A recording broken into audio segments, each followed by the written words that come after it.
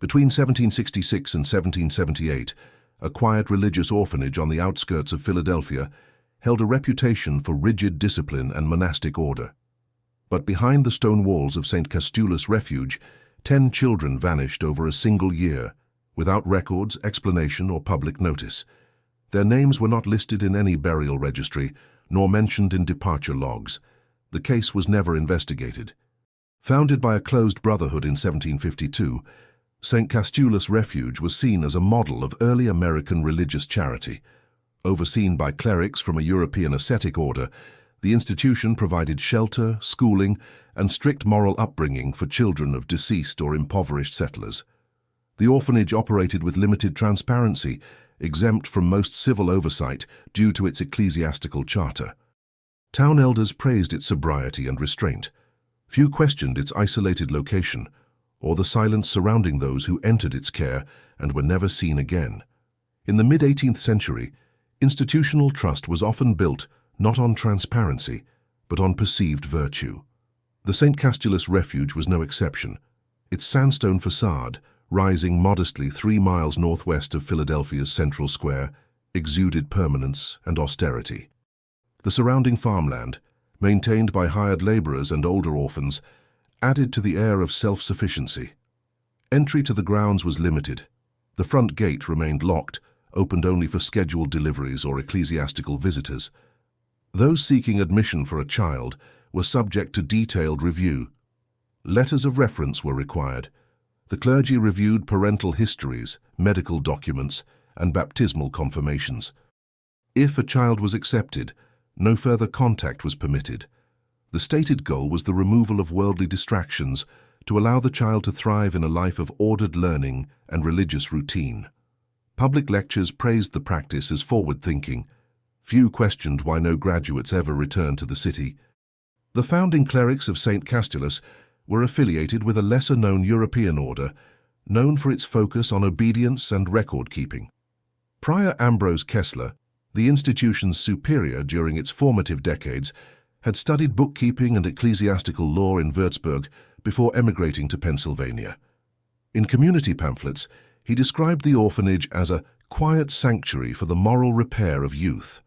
Annual reports were published in the form of hand-bound volumes, circulated among benefactors and diocesan officials. They included enrollment figures, construction updates, and carefully worded moral instruction. Details were limited.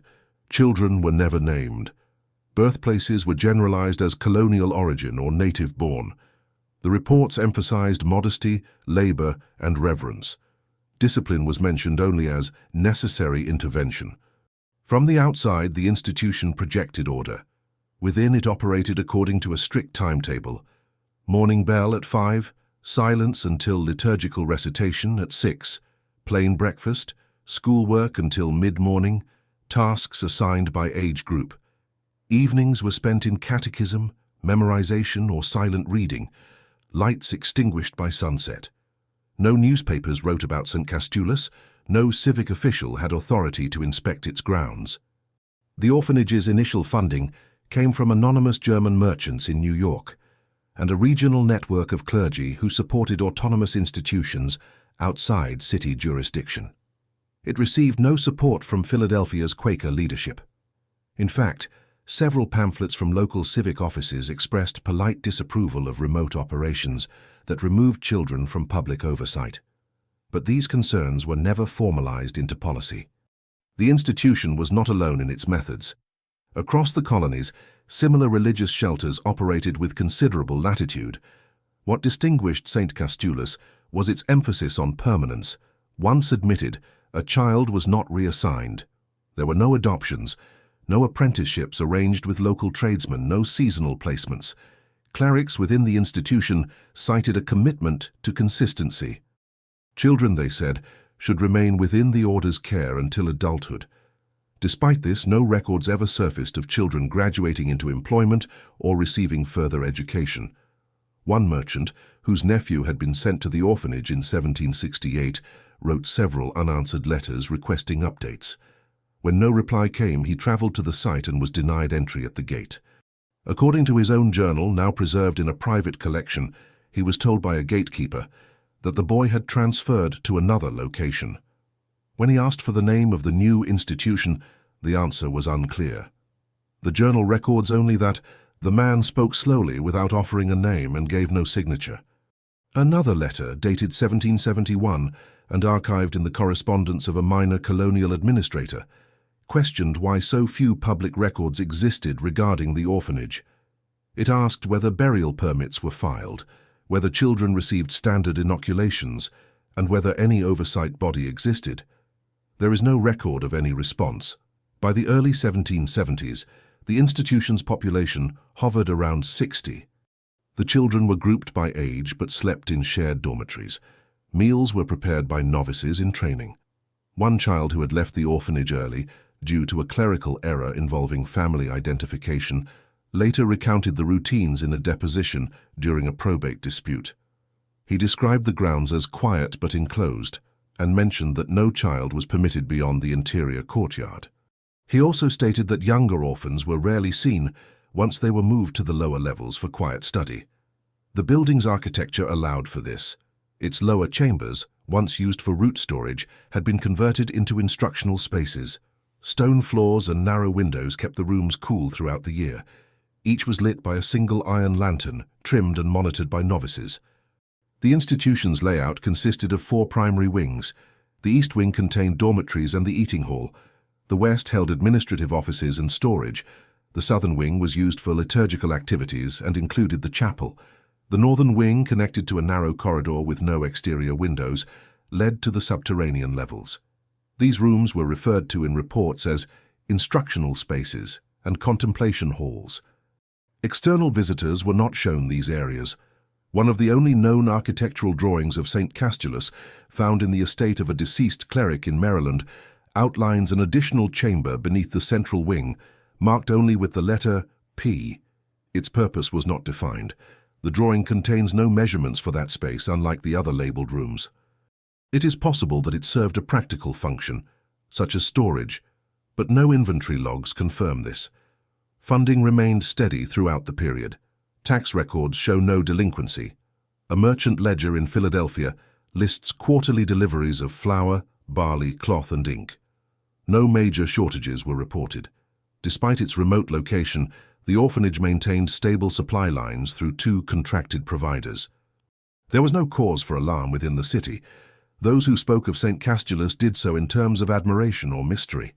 The lack of detail was seen as a feature, not a flaw. Secrecy implied sanctity. The public, limited in information, presumed that the children were being cared for. Few imagined alternative explanations. It was only years later, when a visiting cleric from a related order in Boston asked to audit the library holdings, that the first minor discrepancy was noted. A record book from 1772 listed 10 children as departed. Their names were written in abbreviated Latin, with no destinations provided. The cleric inquired further and was told that the records were incomplete due to water damage. When he asked to see the damaged volumes, they were said to have been discarded. No replacement volumes existed. The cleric noted this in his personal diary. He also recorded that the atmosphere among the senior staff had grown tense during his visit. They answered questions briefly, avoided certain topics, and insisted on closely guiding him through the building. He was shown dormitories, classrooms, and the chapel. He was not shown the northern wing. When he later mentioned this absence to his superior, the note was archived but not pursued. Other matters, including wartime instability and supply shortages, took priority. The matter was set aside. By late 1773, the leadership at St. Castulus Refuge began issuing shorter reports. The volumes shrank from 40 pages to 16. Illustrations were discontinued. Distribution became more limited, with fewer copies sent to outside benefactors. Clerical language remained formal, but references to daily routines were reduced. No explanations were given for these changes. The reports maintained general figures for occupancy and expenditures, but year-to-year comparisons became difficult. Totals fluctuated without explanation. A retired lay inspector from a dissolved mission school in Delaware wrote privately to a colleague, stating that the opacity surrounding St. Castulus was increasingly unusual. He noted that most institutions, even the more secluded ones, still allowed some form of periodic civil check-in. St. Castulus did not. The inspector never received a reply. Internally, the structure of the orphanage remained consistent. The same rooms were used for the same purposes. Clerical staff rotated every 5 years under ecclesiastical rules, but the senior leadership, including Prior Kessler, remained unchanged. Novices who completed their service in the northern wing seldom continued with the order. Their names were absent from advancement lists. One such novice, identified only by his initials in correspondence, left a brief note before departing the order entirely. In it, he expressed confusion regarding administrative policies and noted restrictions on movement between quarters that were never explained. His letter ended with a comment about the ledgers.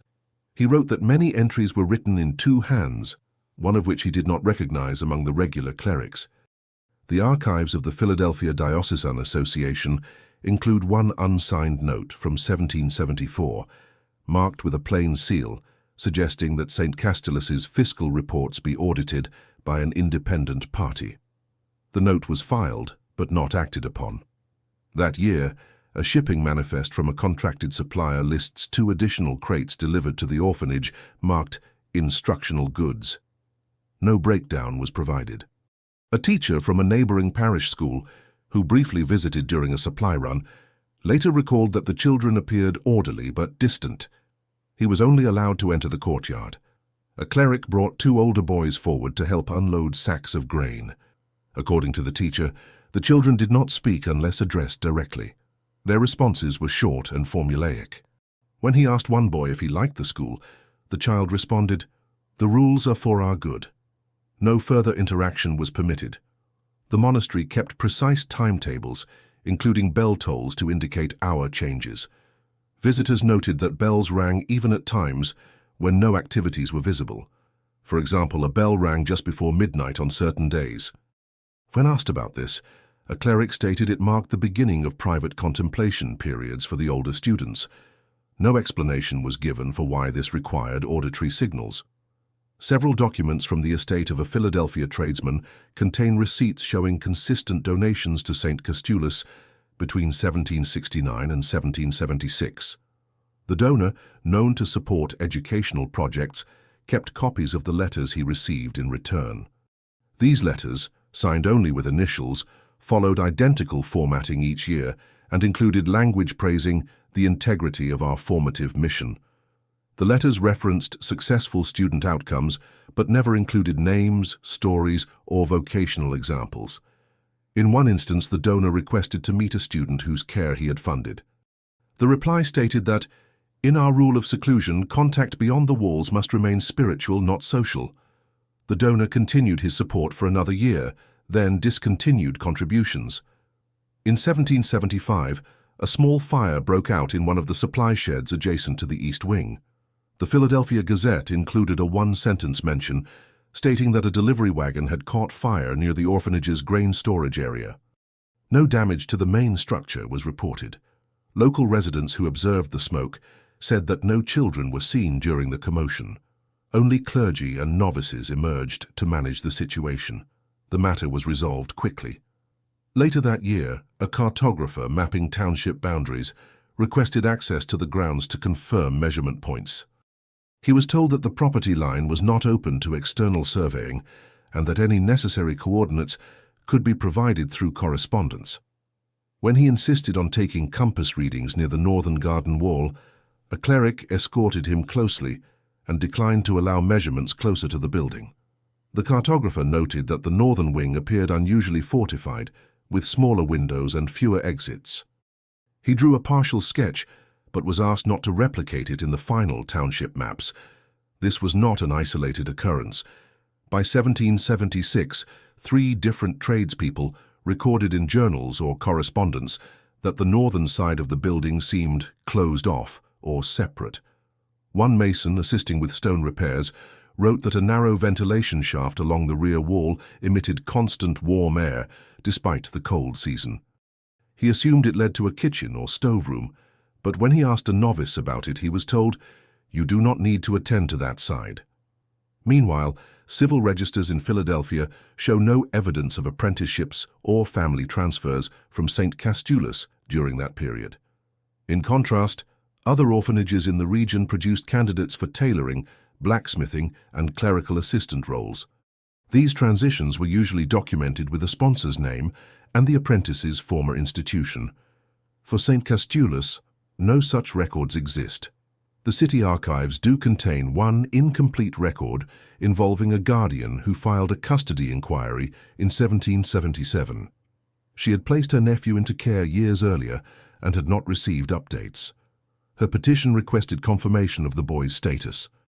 The filing was marked reviewed, but includes no decision or follow-up. A separate marginal note written in different handwriting reads, "Contact not recommended. Institutional separation required." By the following year, local tax rolls list St. Castulus as holding the same number of beds and personnel. No adjustments were made. Supply manifests remained consistent. No complaints were recorded. Yet among internal notes from an affiliated seminary in Lancaster, a clerk wrote privately that 10 departures occurred within one winter, none of which were explained to our visiting cleric. He did not specify names. In 1778, a junior administrator assigned to a related ecclesiastical order in New Jersey recorded in his travel log that a scheduled inspection of St. Castulus Refuge was quietly postponed. The log entry mentioned that the appointed cleric had received a letter from Prior Kessler requesting a delay due to internal restructuring. The language used was uncommon for monastic institutions where routine and structural consistency were considered essential. The letter itself was not preserved, but the administrator's notation concluded with a phrase indicating disapproval. The postponement contradicts the rhythm of their charter. In the same season, a physician from the outlying township of Manatawna submitted an informal inquiry to a regional church office asking whether children from the orphanage received standardized treatments for recurring illnesses prevalent in the region that year. The illness, documented in multiple towns, required specific preventative steps. The physician noted that St. Castulus had filed no requests for medical supplies, nor engaged in consultation with local practitioners. His question remained unanswered. The same physician, in his personal notebook, wrote that he had passed the grounds of the orphanage twice during that year's planting season. He noticed that fewer children appeared in the fields compared to previous years. Older boys had been assigned outdoor labor in the past, often seen trimming hedgerows or managing livestock. During these visits, however, the pastures were empty and gates remained shut. He described the property as silent, even in daylight. No official investigation followed. The institutional autonomy granted to St. Castulus under its founding charter placed it outside standard public health reporting structures. This autonomy, renewed each decade with only clerical endorsement, allowed the institution to limit its interaction with external parties. In return, it was expected to uphold moral and educational standards through internal processes. That trade-off, once seen as a sign of integrity, now prevented meaningful oversight. An independent clerical teacher from the township of Germantown, whose order trained instructors for religious schools, later recalled receiving a letter from one of his former pupils who had accepted a temporary teaching post at St. Castulus.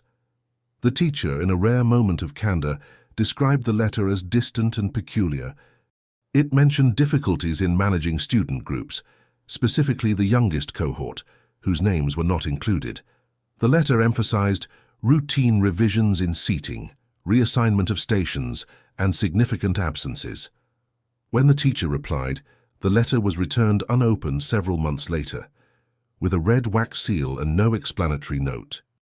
At a clerical meeting the following spring, one deacon brought up the case of St. Castulus informally, suggesting that certain enrollment figures seemed inconsistent.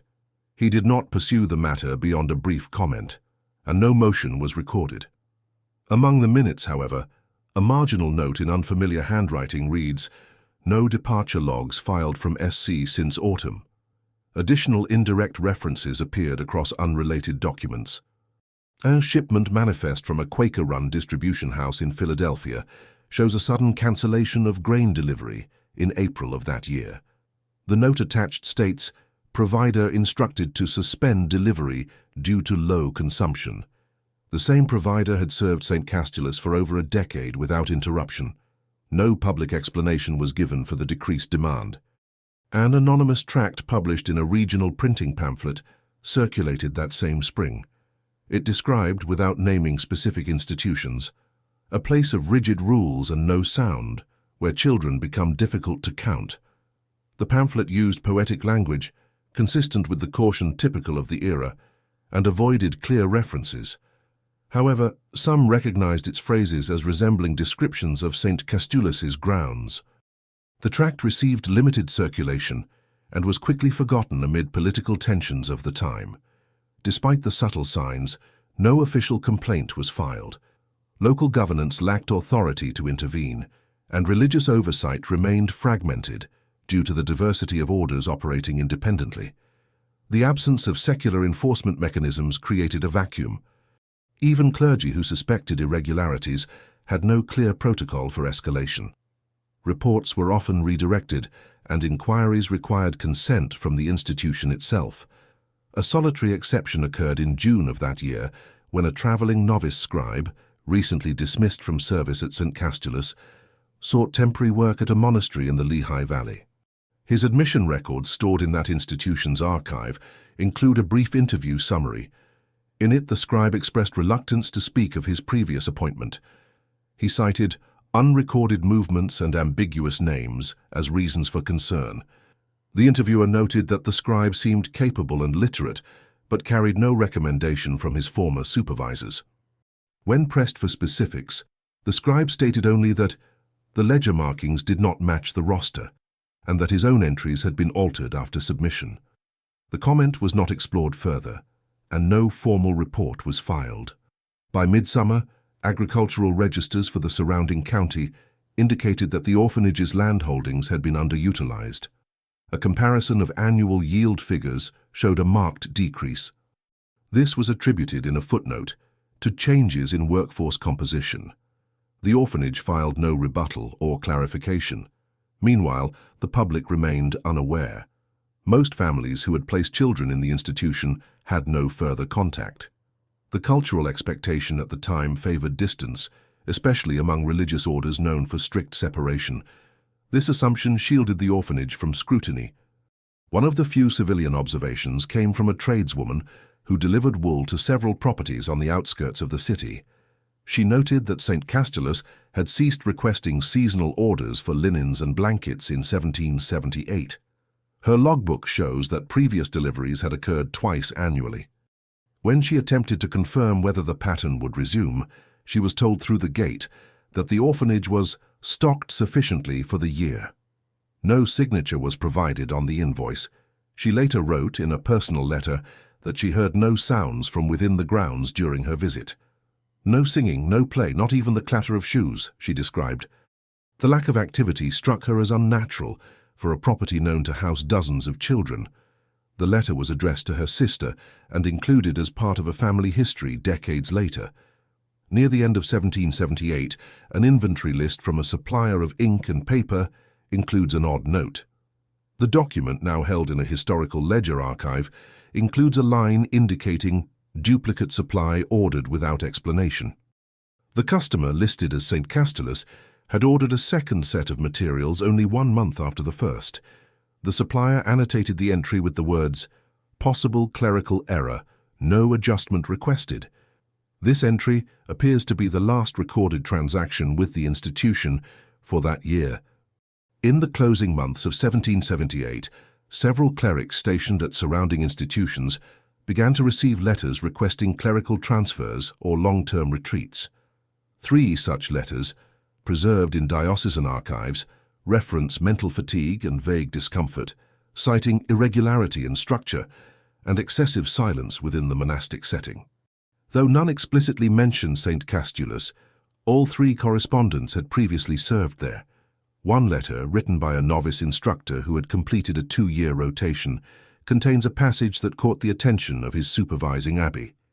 When figures do not match their names and names are redrawn, the lesson is no longer arithmetic. The phrase was noted for its ambiguity, and was copied into the Abbey's internal review log, but no follow-up occurred. The instructor was reassigned to a posting in New York shortly thereafter.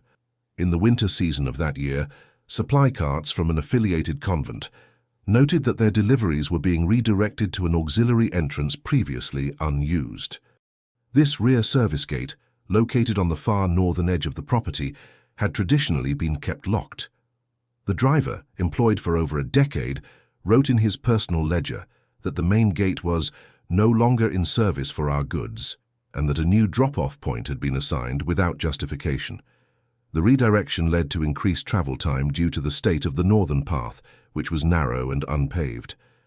2 months later, an apprentice from a neighboring foundry reported being turned away when he attempted to deliver cast tools intended for repairs. The gatekeeper told him that all maintenance would be handled internally going forward. The apprentice, unsure whether this applied to future orders, returned with the goods and left a note with the foundry. No replacement order followed. During the same quarter, an ecclesiastical archive in Allentown received a packet of unsigned records mailed from an unknown source. The packet contained 6 attendance rolls for St. Castulus, dated between March and December. Each roll listed student initials, age and assigned dormitory. The handwriting was inconsistent across the sheets, and marginal notes appeared in different inks. Certain names were crossed out with no substitute entries. A small slip of paper inserted in the middle included only the phrase, "Verify against reports." These materials were never formally registered. A junior archivist filed them in a provisional folder under incomplete correspondence, where they remained for over a century. When rediscovered during a later classification effort, no one could determine the sender. The arrival of the packet coincided with the disappearance of 2 young clerics who had been scheduled for reassignment to the property. According to a clerical registry kept by a central office in Trenton, both had confirmed departure for Philadelphia, but were never marked as having arrived. A simple line was drawn through their names with the annotation, "No arrival confirmed, status unverified." No further notes appear in their records. Around this time, a traveling theologian based in Wilmington, who had visited several educational institutions in the region, wrote in his quarterly report that one site has grown unresponsive. Without naming the location, he described missed correspondence, non-functional communication channels, and unanswered requests for liturgical copies. He also referenced unacknowledged substitutions in seasonal materials and a refusal to transmit customary salutations. The phrasing, though mild, suggested systemic non-compliance with standard ecclesiastical exchanges. His remarks were archived, not distributed.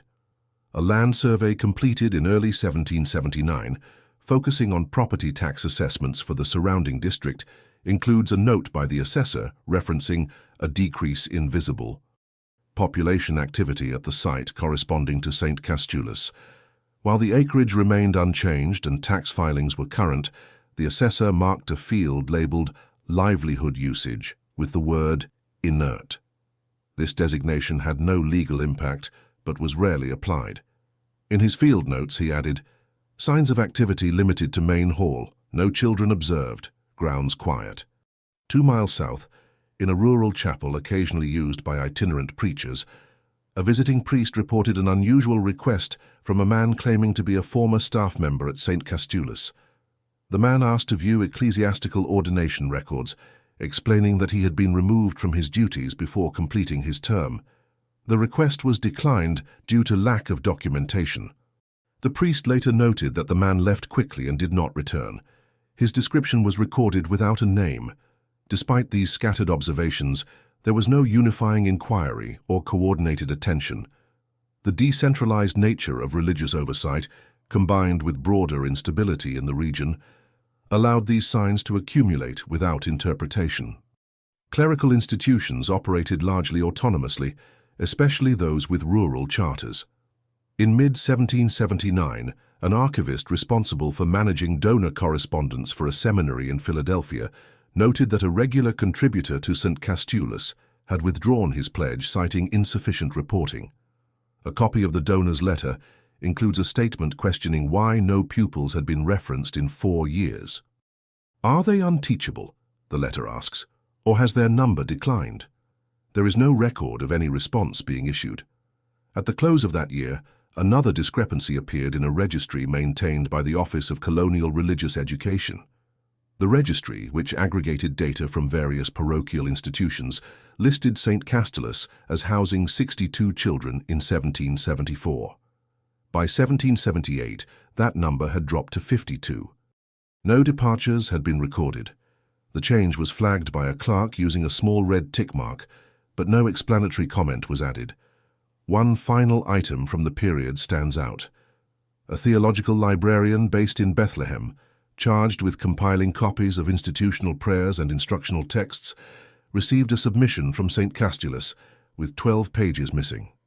When he requested the missing materials, a reply arrived 1 month later, stating that the originals were no longer available. The reply bore no signature, only the seal of the institution.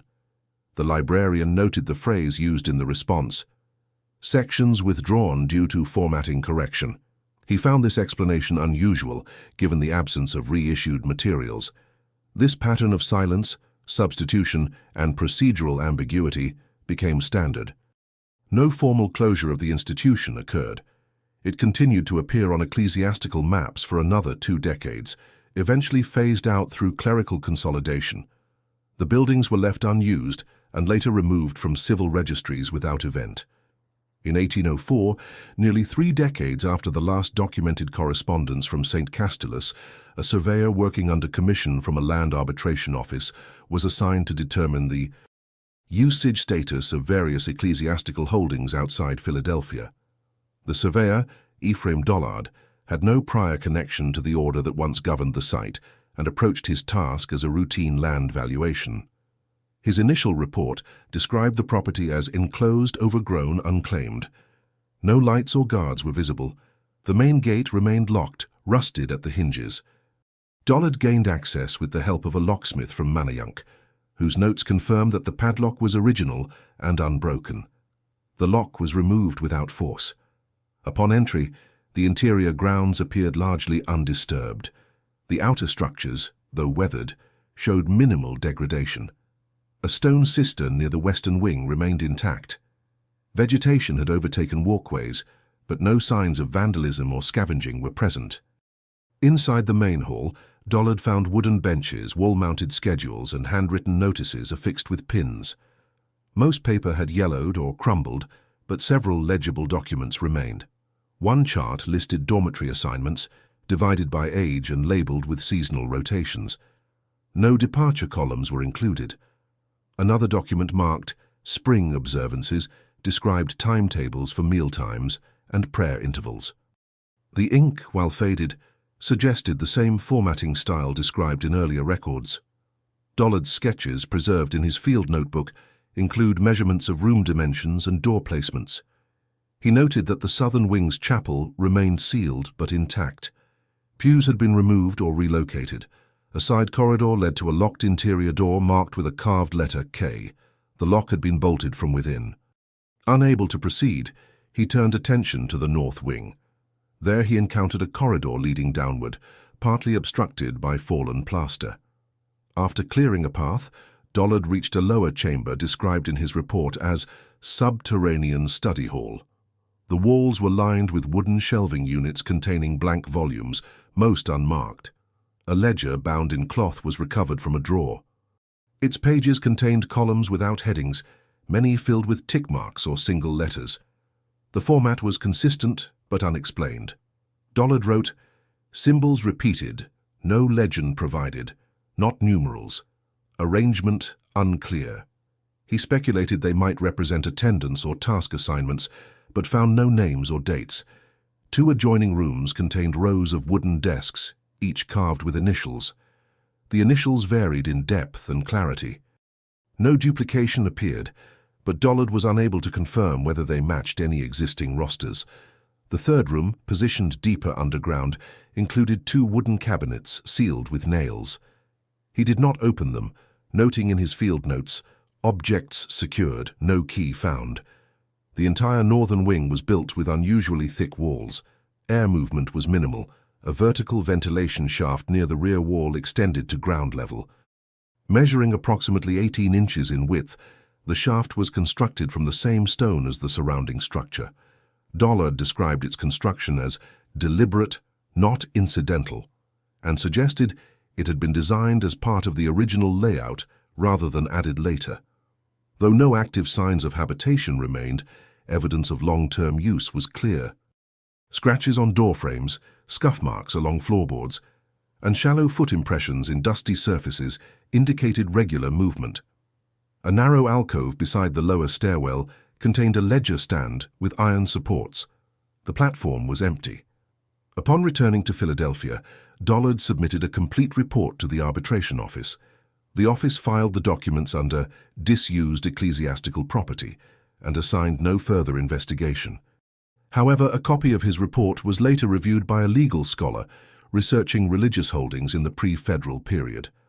That scholar, Leonid Bragg, found the absence of exit records noteworthy.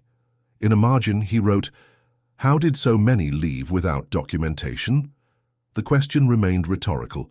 Several years later, in 1812, a construction foreman hired to repurpose the grounds for use as a grain depot began initial clearing operations. His team removed vegetation, reinforced roofing, and began internal demolition of non-load-bearing walls. Among their findings was a section of the western wing containing wall cavities sealed with lime and stone. These cavities measured approximately 3 feet in height and were packed with scrolls, instructional materials, and devotional fragments. None of the materials included personal names. The documents were transferred to a local archive for preservation. Cataloging took several months. Among the fragments were song sheets with blank lines where student names would typically be filled. Other materials included multiplication tables, moral catechisms, and lists of behavioral rules. One sheet titled Conduct Recitation Form C featured the phrase, "If present, remain. If absent, be accounted for." No procedural guide explained how those statuses were verified. Meanwhile, civic authorities closed the property for further modification pending resolution of ownership. No active claimant emerged. The order that had operated St. Castulus no longer maintained offices in Pennsylvania. Their final correspondence preserved in diocesan archives simply stated, "Philadelphia holdings transferred to divine stewardship." The phrasing was customary but provided no legal path forward. By 1820, the property had been partially converted into a municipal storehouse. Walls were reinforced, doors were rehinged. The subterranean sections, however, remained inaccessible due to foundational instability. Workers avoided excavation, and insurance providers declined to cover any construction involving sublevels. The grain depot operated for 7 years before being relocated due to moisture retention issues. In 1828, the buildings were fully abandoned. Municipal records classified the site as structurally sound but obsolete. No public notice was issued. A fencing contractor in 1831 requested access to salvage materials but was denied due to legal ambiguity regarding the property's clerical origins. The location faded from maps over the following decade. Despite its official silence, the institution continued to be referenced in oral histories compiled by educators and religious documentarians. One such historian, writing in 1842, recounted a story relayed by a retired cleric who had visited St. Castulus in the late 1770s. According to the account, the cleric had only been permitted to enter the outer courtyard and was discouraged from asking about student outcomes. When he inquired about final placements or continued education, the response was, "The children fulfill their duty here. No further preparation is required." The historian included this remark in a footnote, along with the following question: how did they determine readiness without transition? No answer was provided. Chapter 3, Part 1 completed. In the autumn of 1846, a researcher named Marion Kelstone, affiliated with a private academic society focused on colonial-era education, obtained temporary access to diocesan storage in Lower Merion. While cataloguing archival materials unrelated to St. Castulus, she discovered a slim folio labeled Auxiliary Receipts, Philadelphia District. Tucked among supply orders and monastic ledgers, she found a document with the institution's seal, but no clear issuing body. The document, folded thrice and sealed with twine, contained 7 short statements arranged in tabular form. Each line listed a season and year, followed by a simple notation: departure unverified, substitute reassigned, return declined, absence noted, repetition authorized, record suspended, and status undetermined. No names, initials, or dates of birth accompanied the entries. The formatting matched no known clerical style. Kelstone copied the document by hand and filed the original back into the folio. Her transcription was later presented during a quarterly meeting of the Society. Though attendees debated its authenticity, one senior member observed that the phrasing echoed administrative practices used in isolated ecclesiastical houses where decisions were often made without external review. The group noted that none of the entries suggested closure or final outcome. Each phrase implied continuation, adjustment, or incompletion. Several months after this finding, Kelstone contacted a stonework preservation office operating under the city's building commission. She inquired whether any materials had been salvaged from a decommissioned religious property north of the old township lines. The office directed her to a warehouse inventory dated 1839, which listed beams, hinges, and stone slabs acquired from monastic grounds, origin unspecified. Among the entries was a line referencing sealed interior compartments, unsuitable for structural reuse. The accompanying note stated that these items had been stored but never distributed. Kelstone requested to examine the items. The warehouse custodian granted access. During her inspection, she identified a large carved lintel stone bearing partial Latin inscriptions, now fractured. One segment read in auditu, and another bore what appeared to be an abbreviation of discipuli. Though incomplete, the phrases were suggestive of a hearing or observational context related to students. No full phrases remained legible. Also among the salvaged items was a sealed wooden cabinet, locked with a clasp but marked unsorted. Kelstone received permission to open it. Inside she found cloth scraps, ink vials, chalkboards, and paper fragments, many bearing diagonal scoring lines. These lines had been drawn repeatedly across pages without accompanying text.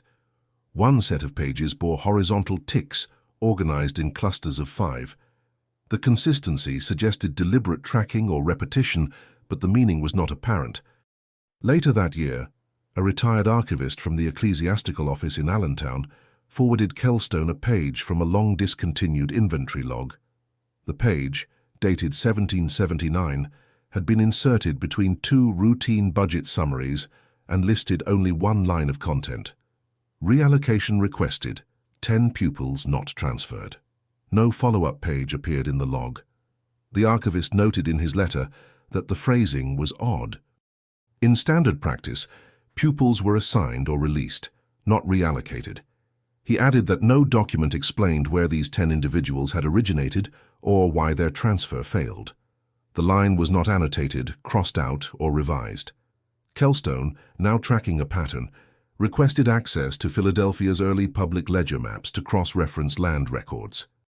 Our surveyor's version from 1810 identified the former St. Castulus grounds as reserved religious parcel. The designation persisted until 1834, when it was quietly reclassified as municipal surplus. In the marginalia of the 1834 reclassification ledger, a single word was handwritten in faded ink: nulla. The term, Latin for none or nothing, appeared nowhere else in the archive. No corresponding note or explanation followed. By 1851, interest in the site had largely dissipated. Urban expansion moved southward, away from the rural plots once maintained by monastic orders. The property was sold at auction under a general clearance directive, with no mention of prior use. The sale ledger listed it as Lot 7, undeveloped partial ruins, dry access. The buyer, a tradesman with no ties to the church, never developed the land. He died 5 years later, and the lot reverted to city ownership through tax forfeiture. Meanwhile, Kelstone's notes, now collected in 6 folios, were donated to the Academic Society's Historical Division. Among her last entries is a record of an interview with a carpenter's apprentice whose father had worked during the partial dismantling of the site in the 1820s. According to the interview, the father described large volumes of uniform student writing left behind. The papers had no names, only repeated phrases written in identical hand. The apprentice recounted that his father found the uniformity troubling, remarking, "It was as if every child wrote the same sentence at the same hour without knowing why." None of the pages were kept. The father said they were stacked and discarded. Shortly before her retirement, Kelston submitted a request to the diocesan archives for any retained oversight letters pertaining to the orphanage. Her request produced a single response from a record keeper, who acknowledged the existence of 3 volumes marked St. Castulus Internal, held under restricted access. The volumes were not available for public viewing. When she inquired further, no reply followed. After her death, her compiled research was indexed under Unverified Sites Educational. The classification reflected a broader shift in how undocumented institutions were addressed. By the mid-19th century, unregulated schools and orphanages from the colonial period were seen as anomalous footnotes. Without firm evidence or formal closure, their records drifted into abstraction. Still, internal clerical documents continued to reference the property in indirect ways. An 1859 summary of diocesan land reassignments included the phrase, "Philadelphia asset deemed inert, unsuitable for reassignment." Another document, detailing the transfer of minor clergy between provinces, included a line suggesting certain orders had residues that remained outside modern rotation. No clarification was offered. By the end of the century, the St. Castulus name no longer appeared in public documents. The location became absorbed into general municipal records, noted only by parcel number. Efforts to track personal histories of the children once placed there were limited by the absence of surnames and departure documentation. The institutional seal, once stamped on correspondence and admission charts, was last recorded in a misfiled ledger page labeled "Discontinued Educational Marks, Unknown Provenance." In 1873, the Historical Society of Pennsylvania launched a project to document lost institutions of the colonial and early federal periods. The initiative focused on defunct schools, orphanages and hospitals whose records had been interrupted by war, fire, or administrative dissolution. The intention was not investigative. The Society framed its work as archival recovery, emphasizing geography, structure, and chronology rather than evaluation. Among the entries submitted during the first year was a single-page summary referring to St. Castulus Refuge, 1752, approx. 1780s clerical site outside Philadelphia. The summary offered limited information. It listed basic coordinates, noted a possible affiliation with German monastic orders, and identified a period of irregular correspondence.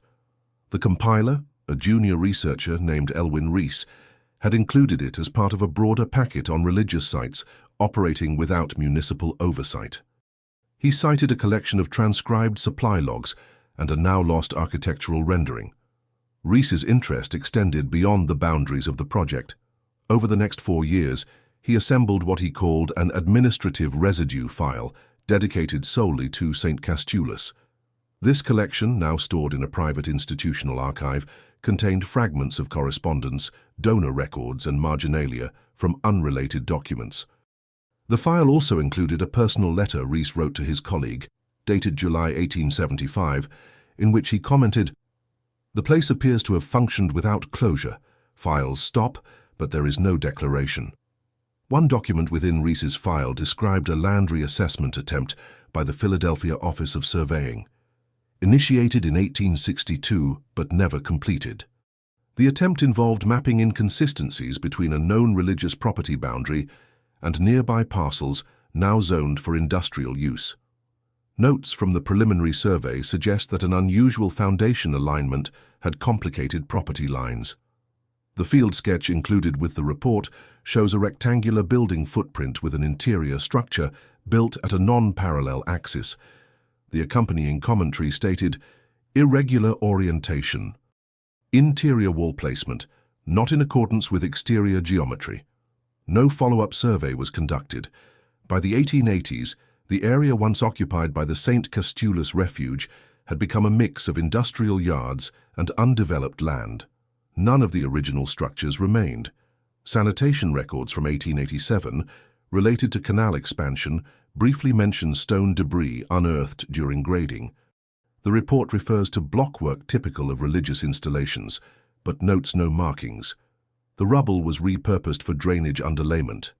That same year, a legal assistant compiling land ownership confirmations came across a discrepancy in transfer documentation for a city parcel designated as Lot 89G. The title chain included a gap between 1820 and 1834. A footnote in the assistant's ledger reads, "Record of transfer missing, presumed absorbed." The phrase presumed absorbed was used at the time for institutional properties folded into public holdings without clear succession. A generation later, in 1901, a retired municipal engineer named Alan Vale gave a short address to a local guild about historical surveying errors in early Philadelphia. In his prepared remarks, he recalled inspecting boundary markers near the northwestern sector, where former monastic holdings had been catalogued. He noted that one such marker, carved from white stone and embedded near a low embankment, bore a letter C, followed by the Roman numeral II. Vale described the placement as deliberate, misaligned with civic grid.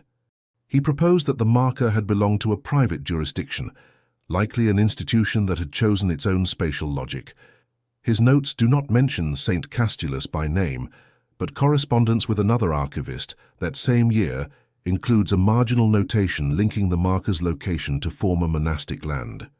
The existence of St. Castulus thus survived not through continuity of records, but through mismatches.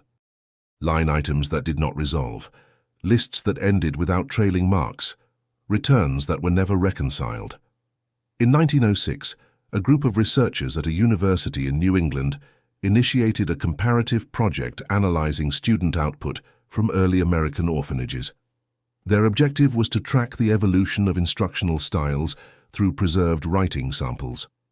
When they encountered an entry labeled Philadelphia, Refuge unspecified, they sought clarification. The sample consisted of 3 lined pages filled with identical phrases repeated in narrow loops. Each phrase used the same structure: subject, imperative verb, moral consequence. One line read, "He observes and is quiet."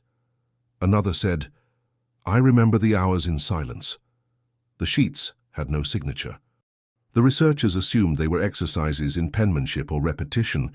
However, no similar samples were found in other institutional archives. Unable to determine origin, the university researchers stored the materials under Miscellaneous Pedagogy, Philadelphia, 18th century. The final administrative mention of the institution appeared in a 1911 ledger of retired religious sites, compiled by a joint committee of theological historians.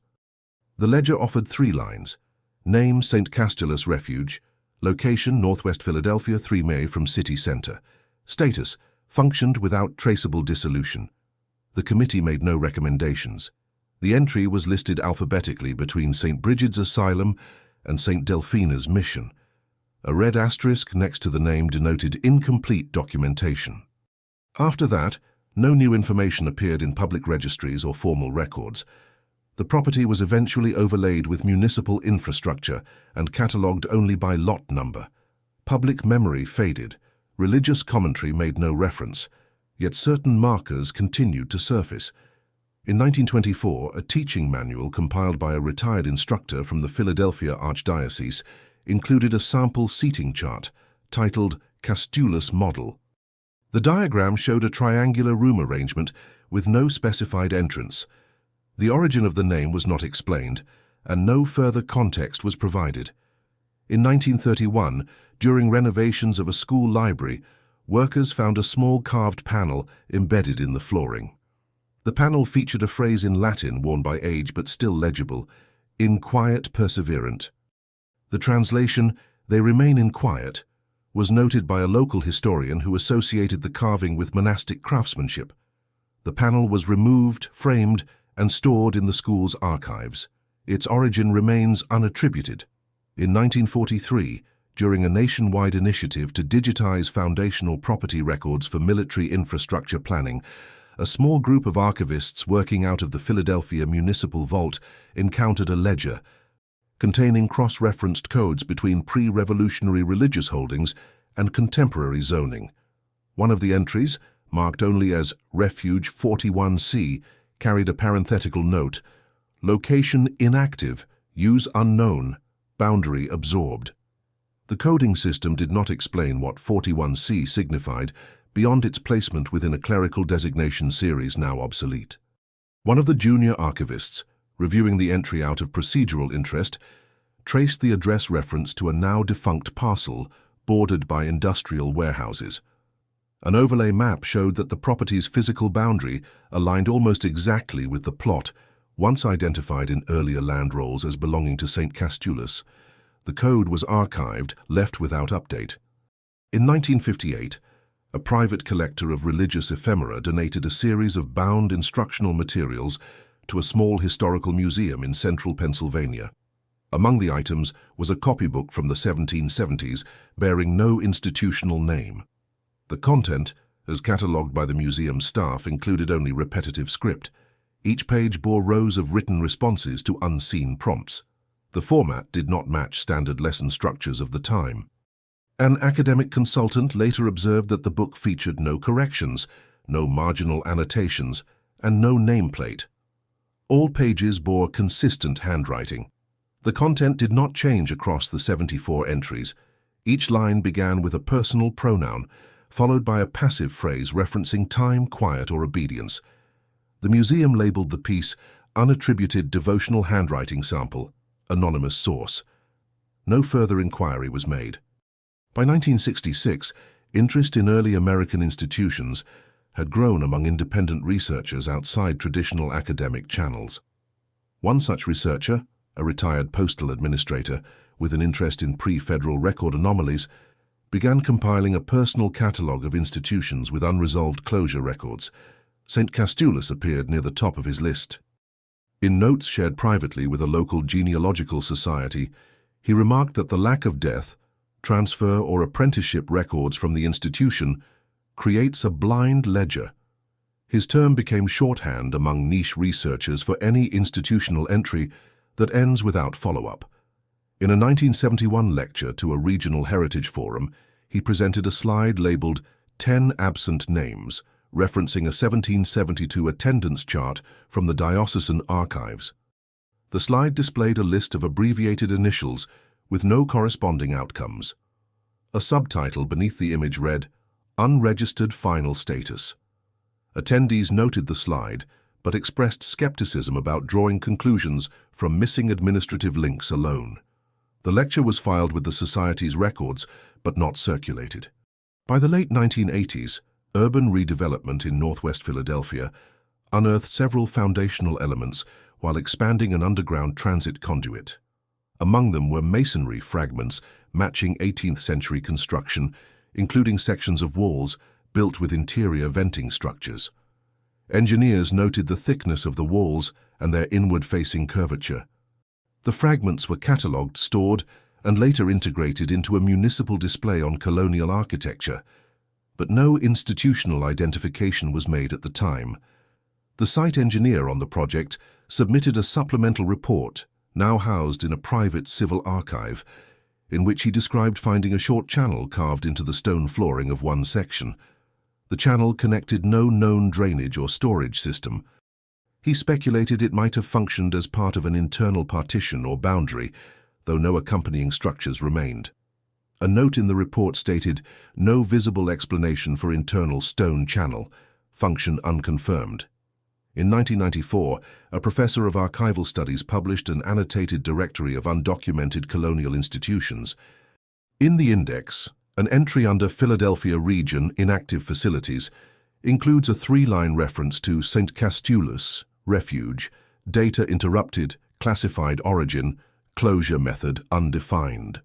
The accompanying footnote reads, exempt from formal scrutiny due to ecclesiastical charter, terminated without cessation record. Her publication was cited by a handful of educational historians, but few pursued the case.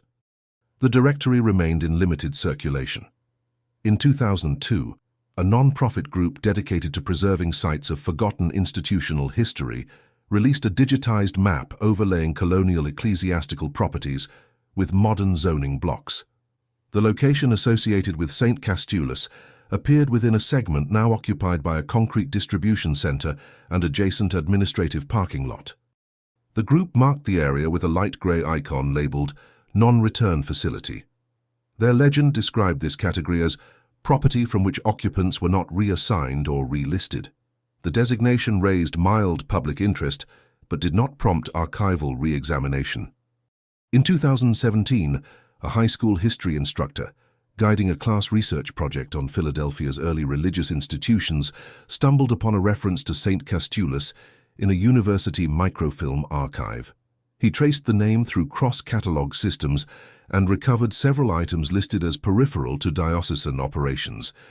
These included 3 unsigned letters stored in an envelope labeled SC, retained. Each letter referred to scheduling, supplies, and instruction, but avoided naming children or identifying recipients. The 3rd letter ended with the phrase, "We remain as configured, do not reassign." The instructor shared his findings with a local heritage blog. The post received limited engagement. Most readers assumed it concerned a monastic retreat or small religious school. Without visible structures or publicly accessible documents, the subject faded. Today, St. Castulus Refuge no longer appears in official educational histories or city planning references. Its name does not feature in civic heritage guides, religious commemorations, or museum listings. The institution exists only in fragments, misfiled rosters, missing ledgers, oral remarks, and incomplete diagrams. Yet its administrative patterns persist in documentation that refuses resolution, transfer lines with no recipient, attendance logs with undefined removals, structures with internal channels no longer serving function. The institution's silence is not absolute.